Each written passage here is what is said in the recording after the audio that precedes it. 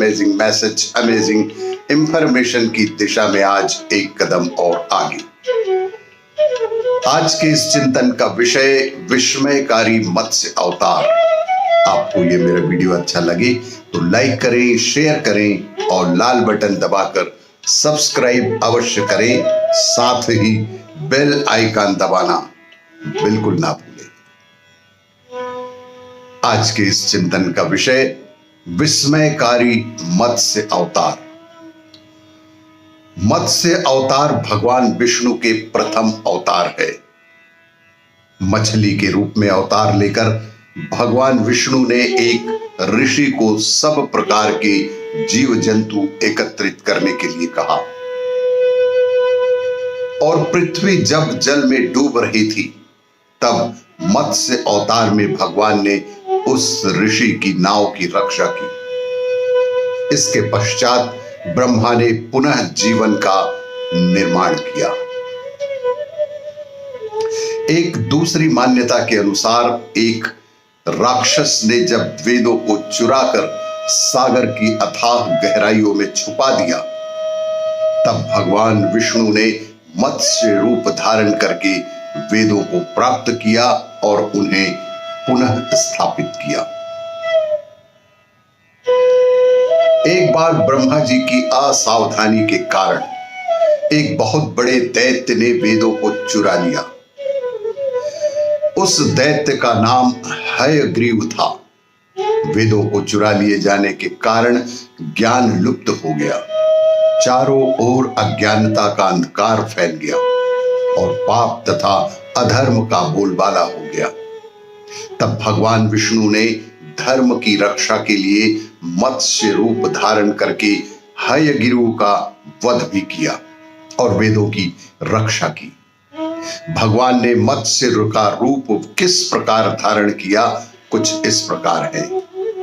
कल्पांत के पूर्व एक पुण्यात्मा राजा तप कर रहा था।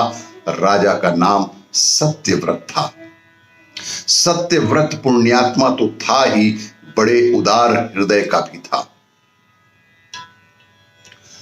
प्रभात का समय था, सूर्योदय हो चुका था। सत्यव्रत कृतमाला नदी में स्नान कर रहा था। उसने स्नान करने के पश्चात जब तर्पण के लिए अंजलि में जल लिया तो अंजलि में जल के साथ एक छोटी सी मछली भी आ गई।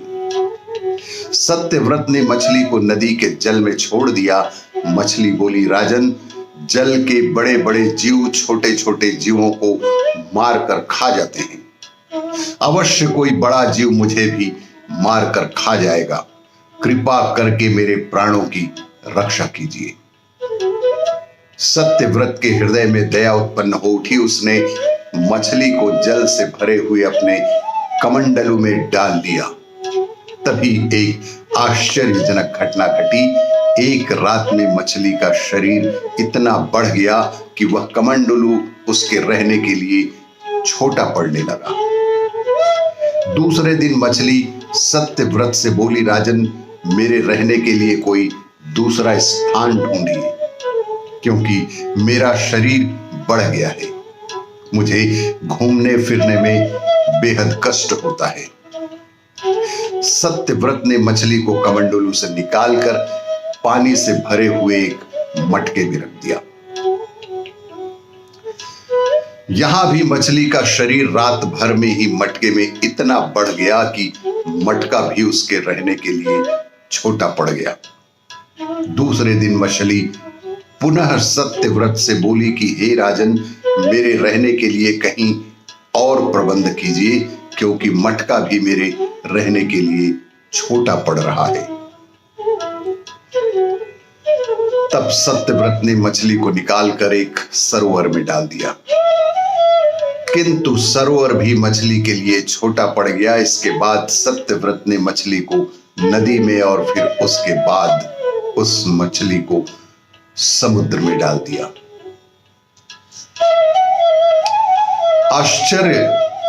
आश्चर्य की बात यह रही कि समुद्र में भी मछली का शरीर इतना अधिक बढ़ गया कि मछली के रहने के लिए वह समुद्र भी छोटा पड़ गया।